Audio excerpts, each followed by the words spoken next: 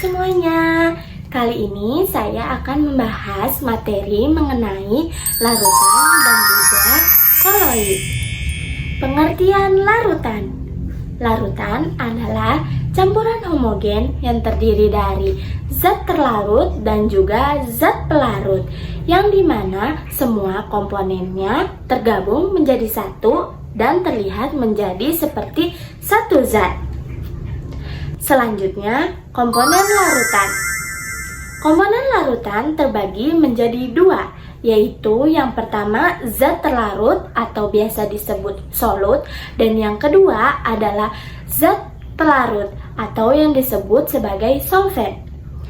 Zat terlarut adalah zat yang memiliki jumlah lebih sedikit dibandingkan zat pelarut, dan zat pelarut adalah zat yang memiliki jumlah lebih banyak untuk melarutkan zat terlarut.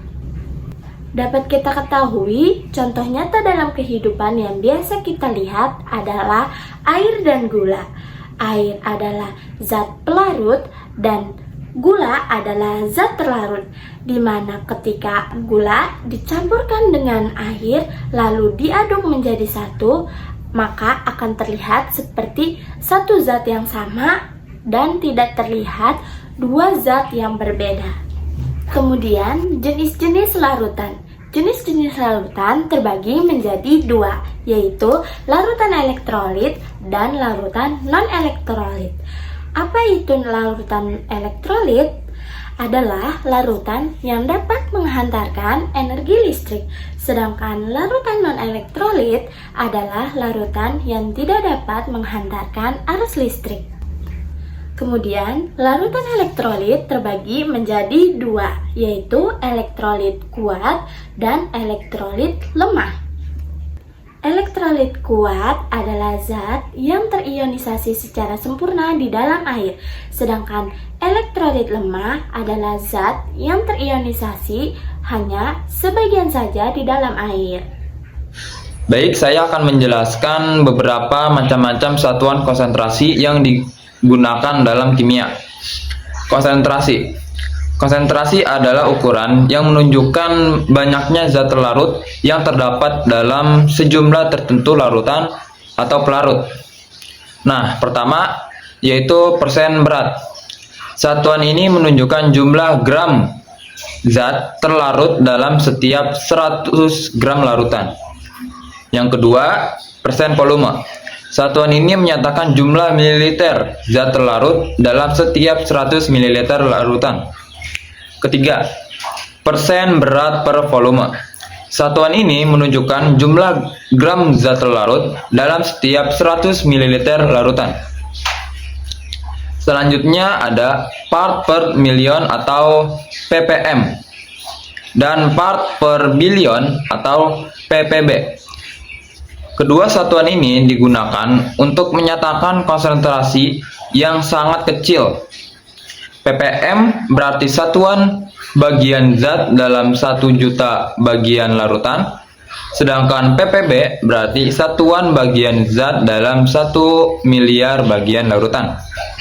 Berikutnya adalah fraksi mol, yaitu perbandingan jumlah mol satu komponen terdapat jumlah total mol seluruh komponen dalam larutan. Kemudian ada kemolaran atau molaritas, yaitu jumlah mol zat terlarut dalam 1 liter larutan. Satuan ini merupakan salah satu yang paling sering digunakan dalam kimia.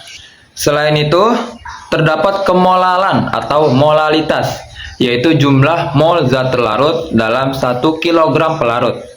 Selanjutnya, persen miligram atau mg persen, yang menyatakan jumlah miligram zat dalam setiap 100 ml larutan.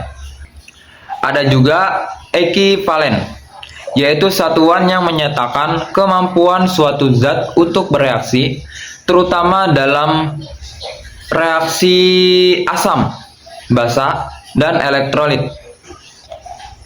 Terakhir adalah osmolaritas, OSM, dan osmosis. Osmolaritas merupakan jumlah partikel osmotik dalam 1 liter larutan. OSM merupakan satuan jumlah partikel osmotik, sedangkan osmosis adalah perpindahan pelarut melalui membran semi-permeable dari larutan yang lebih encer menuju larutan yang lebih pekat. Jadi, setiap satuan konsentrasi memiliki fungsi dan cara penggunaan yang berbeda, tergantung pada kebutuhan perhitungan dan jenis satuan yang dipelajari. Di sini saya akan menjelaskan sedikit tentang hukum Raoult. Nah, hukum Raoult sendiri menyatakan bahwa tekanan uap suatu larutan lebih rendah daripada uap pelarut karena adanya zat terlarut. Nah, jadi semakin banyak zat terlarut, maka semakin kecil tekanan uap larutan tersebut. Nah, contohnya itu air yang dicampur dengan gula akan lebih sulit untuk menguap dibandingkan dengan air murni itu sendiri. Nah, selanjutnya ada tekanan osmosis. Tekanan osmosis sendiri adalah tekanan yang diperlukan untuk menghentikan perpindahan pelarut melalui membran semi-permeable dari larutan encer ke larutan yang lebih pekat. Contohnya itu ada akar tumbuhan yang dapat menyerap air dari tanah melalui proses osmosis. Campuran larutan yang kita ketahui secara jelas ada dua macam, yaitu campuran homogen atau larutan sejati dan campuran heterogen atau suspensi. Nah, pada campuran homogen, semua partikelnya larut dan menghasilkan satu fasa yang tidak dapat dipisahkan. Pada suspensi, partikel-partikel ini tidak larut dan kedua fasa dapat dipisahkan. Di antara kedua jenis campuran ini ada yang disebut dengan koloid. Nah, apa sih koloid? Jadi, koloid ini merupakan fasa yang tidak terpisahkan tetapi partikelnya tidak sekecil larutan sejati. Kemudian contoh koloid dalam kehidupan sehari-hari yaitu ada saus tomat dan aerosol. Dalam sistem koloid partikel, koloid disebut dengan fasa terdispersi dan mediumnya sebagai medium pendispersi. Kemudian sistem koloid memiliki beberapa sifat dan berbeda dari larutan sejati. Yang pertama, gerak Brown. Nah, jika kita mengikuti gerak partikel koloid dengan mikroskop, kita akan menemukan ini bergerak secara acak. Gerakan partikel acak ini disebut dengan gerak Brown. Nah, Robert Brown, ia seorang penggagas gerak Brown ini tidak dapat menjelaskan kenapa partikel bergerak secara acak. Nah, akhirnya pada tahun 1905, Einstein menunjukkan bahwa gerakan Brown ini terjadi karena ada tumbukan partikel yang tidak merata. Nah, yang kedua yaitu ada efek Tyndall, adalah ketika sistem koloid disinari oleh suatu cahaya, koloid ini tidak akan ditembus cahaya tetapi dihamburkan. Jadi, kalau pada larutan sejati cahaya ini akan tembus, namun pada koloid cahaya ini akan dihamburkan. Hal ini terjadi karena ukuran partikel koloid relatif lebih besar sehingga memantulkan cahaya yang jatuh padanya. Yang ketiga yaitu ada adopsi zat-zat yang terdispersi dalam koloid dapat memiliki sifat listrik pada permukaannya partikel. Nah, ini tuh menimbulkan gaya van der Waals sehingga dapat mengikat partikel-partikel zat asing. Gejala penempelan zat asing ini disebut dengan adsorpsi zat-zat yang terikat secara adsorpsi, yang dimana akan membentuk lapisan yang tebalnya sekitar 1-2 partikel. Nah, jika partikel ini mengabsorpsi anion, maka sistem koloid akan bermuatan negatif. Jika yang diabsorpsi adalah kation sistem koloid ini, maka akan bermuatan positif. Kemudian yang keempat yaitu ada sifat elektroforesis. Nah, partikel koloid dapat memiliki suatu muatan sehingga zat-zat tersebut dapat bergerak ke arah elektrode yang berlawanan.